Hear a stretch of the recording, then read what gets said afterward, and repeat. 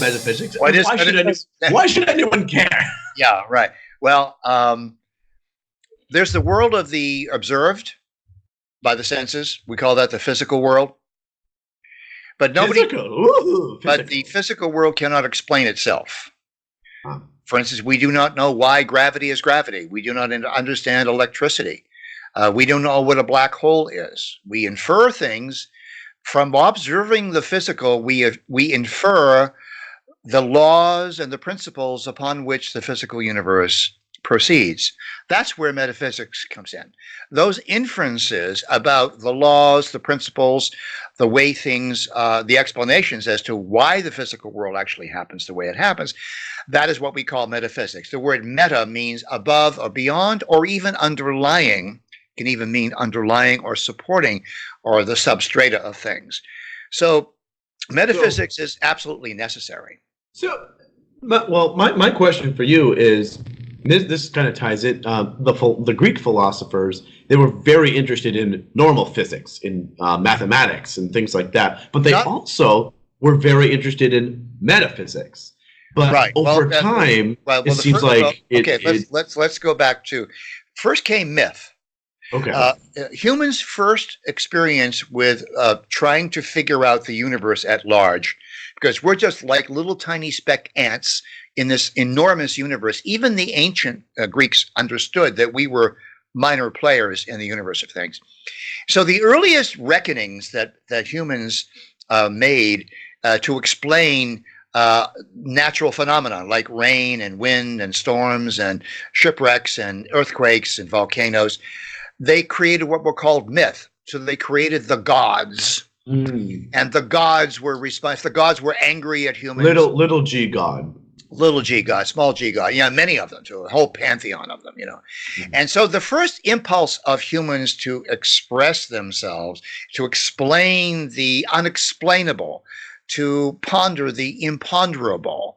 Just say the gods did it or the gods willed it. Exactly. So they postulated this mythical world. And of course, they made them in human likeness. So you'll notice that the gods can be angry, they can be happy, they can have sex, they can have children, they can fight. They can dance. The only thing they can't do, and this is important, they can't die because the gods are eternal. And this is the reason why the gods really envy humans.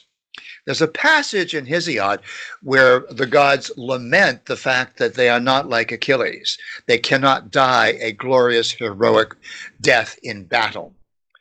Gods can never do that, small g gods. Anyway, let's move on to the metaphysics. So the problem with myth is that as civilization in the West grew, it didn't explain some of the more physical things that we're pondering. Well, what do you mean physical? Space, time, change. You can't just say the gods do it. You can't just get away with it. Because the gods were too busy having sex and drinking and fighting wars and killing people and punishing people. No, the gods were off doing that sort of business, which really didn't satisfy the curious philosophical impulse of humans. So as humans evolved philosophical impulse, they created something called metaphysics. And metaphysics dealt with the trying to figure out space, time, morality. What is goodness? What is beauty? What is reality? Hold on. You're telling me that metaphysics and morality are related? Yeah. Oh, yeah. So how does the understanding of the physics of a black hole have to do with the morality of, I don't know, eating while you're podcasting? What does that have to do? Yes, while you're eating your cookie. Very simple. It's a very direct answer. I'm glad you asked it that way because I can answer a simple question. And that is that just as there are laws governing the physical dimension of things, gravity, electricity, space and time, dimensionality, proportionality, and purpose of things, so too there are metaphysical answers to morality. Why are we moral? Why do we seek to be people of good character? What constitutes good character? And the metaphysics of this is the idea that there is a transcendent morality which is good for all people, all people who are rational people, not criminal, not insane people, not criminals. All people recognize, for instance, let me just give you one universal moral absolute, universal moral absolute, and that is the honoring of our ancestors, the honoring of the dead. Every culture that has ever appeared in humanity has always done this. Likewise, there's another absolute. This is your second example. Yeah, care of the sick. So I'll just give you those two. We can go on from there. Sure. So, my question is, I mean, part of what philosophy is, it means questioning everything, especially your fundamental, foundational principles. Assumptions. Yeah. So, one group school of thought is the materialist school of thought, and they have the belief that there is no metaphysics, that there is, just what the physics is all that there is. There's no meta to the physics. Right. What's your response to that? Well, let me defend the materialist point of view, if I may, because I'm a philosopher. That's what I'm trained to do.